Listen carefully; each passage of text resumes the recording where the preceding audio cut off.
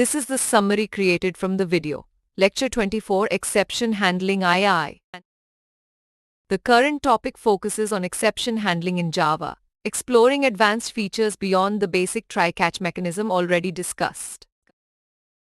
A program is demonstrated with potential errors at different points for various inputs, showcasing how multiple catch blocks can handle different exceptions like no-pointer exception, arithmetic exception, and array index out-of-bounds exception.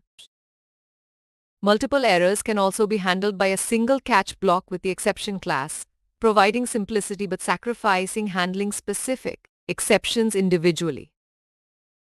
The finally block executes regardless of exceptions occurring or not, offering flexibility to inform users about program status or provide error remedies.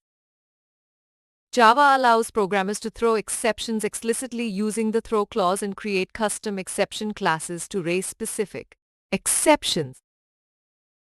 The throws clause is used to declare multiple exceptions that a method can throw, with the catch block catching them in the corresponding order. In addition to the built-in exception classes, Java offers the flexibility to define and handle user-defined exceptions, a topic covered in the next module. Key takeaways include handling multiple exceptions via try-catch blocks, combining exceptions in a single catch block, ensuring cleanup via finally blocks, explicitly throwing custom exceptions, and declaring anticipated exceptions through the throws clause.